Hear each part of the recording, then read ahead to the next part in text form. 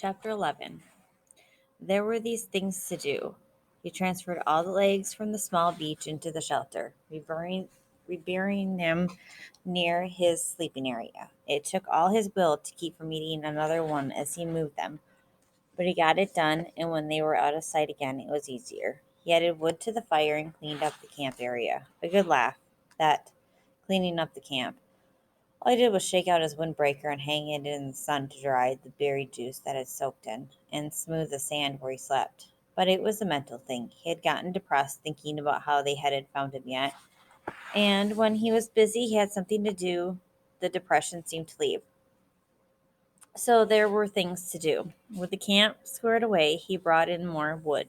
He had decided to always have enough on hand for 3 days, and after spending one night with the fire for a friend, he knew what a staggering amount of wood it would take. He worked all through the morning at the wood, breaking down dead limbs and breaking or chopping them in smaller pieces, storing them neatly beneath the overhang. He stopped once to take a drink at the lake, and in his reflection he saw that the swelling in his head was nearly gone. There was no pain there, so he assumed that had taken care of itself. His leg was also back to normal, although he had a small pattern of holes, roughly star-shaped, where the quills had nailed him, and while he was standing at the lake shore taking stock, he noticed that his body was changing. He had never been fat, but he had been slightly heavy with a little extra weight just above his belt at the sides. This was completely gone, and his stomach had caved in to the hunger, and the sun had cooked him past burning, so he was tanning. And with smoke from the fire, his face was starting to look like leather. But perhaps more than his body was the change in his mind, or in the way he was becoming. I am not the same, he thought. I hear differently. He did not know when the change started, but it was there. When a sound came to him now, he didn't just hear it, but would know the sound. He would swing and look at it, a breaking twig, a movement of air, and know the sound as if he somehow could move his mind back down the wave of sound to the source.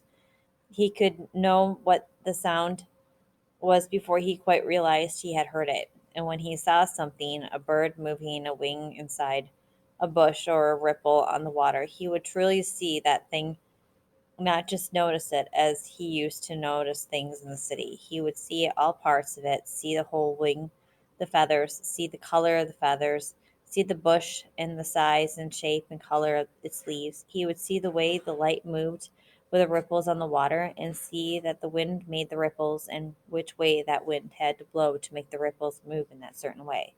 None of that used to be in Brian, and now it was a part of him, a changed part of him, a grown part of him. And the two things, his mind and his body, had come together as well and made a connection with each other that he didn't quite understand.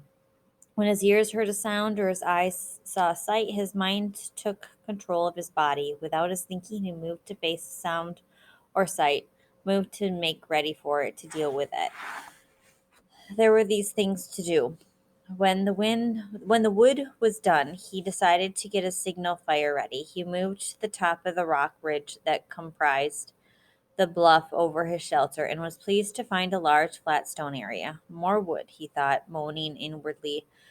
He went back to the fallen trees and found more dead limbs, carrying them up on the rock until he had enough for a bonfire. Initially, he had thought of making a signal fire every day, but he couldn't.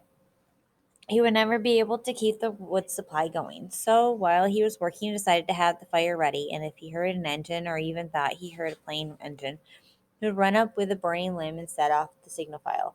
Things to do. At the last trip to the top of the stone bluff with wood, he stopped, sat on the point overlooking the lake, and rested.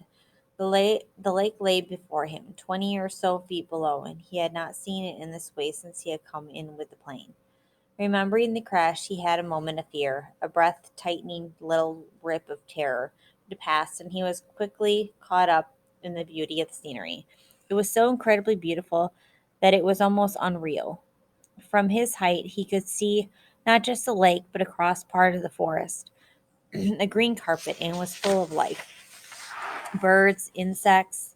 There was a constant hum and song. At the other end of the bottom of the L, there was another large rock sticking out over the water, and on top of the rock, a snaggly pine had somehow found food and grown, bent and gnarled. Sitting on one limb was a bluebird with a crest and sharp beak, a kingfisher. He thought of a picture he had once seen, which left the branch while he watched and dove into the water and emerged a split part of a second later. In its mouth was a small fish, wiggling silver in the sun. It took the fish to a limb, juggled it twice, and swallowed it whole.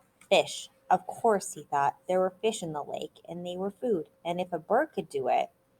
He scrambled down the side of the bluff and trotted to the edge of the lake, looking down into the water. Somehow, it had never occurred to him to look inside the water, only at the surface. The sun was flashing back up into his eyes, and he moved off to the side and took his shoes off, waded out 15 feet. Then he turned and stood still, with the sun at his back, and studied the water again. It was, he saw after a moment, literally packed with life. Small fish swarm everywhere, some narrow and long, some round, most of them 3 or 4 inches long, some a bit larger and many smaller. There was a patch of mud off to the side, leading into deeper water, and he could see old clam shells there, so there must be clams. As he watched a crayfish looking like a tiny lobster left one of the empty clam shells and went to another looking for something to eat, digging with his claws. While he stood, some of the small roundish fish came quite close to his legs, and he tensed, got ready, and made a wild stab at grabbing one of them. They exploded away in 100 flicks of quick light, so fast he had no hope of catching them that way. But they soon came back, seemed to be curious about him. And as he walked from the water, he tried to think of a way to use that curiosity to catch them. He had no hooks or string, but he could somehow lure them into the shallows and make a spear, a small fish spear. He might be able to strike fast enough to get one. He would have to find the right kind of wood, slim and straight. He had seen some willows up along the lake that might work, and he could use the hatchet to sharpen it and shape it while he was sitting by the fire tonight. And that brought up the fire, which he had to feed again. He looked at the sun and saw it was getting late in the afternoon, and when he thought of how late it was, he thought that he ought to reward all his work with another egg, and that made him think that some kind of dessert would be nice. He smiled when he thought of dessert, so fancy, and he wondered if he should move up the lake and see if he could find some raspberries after he banked the fire. And while he was looking for the right wood for a spear wood, he thought, and it all rolled together, just rolled together and rolled over him. There were these things to do.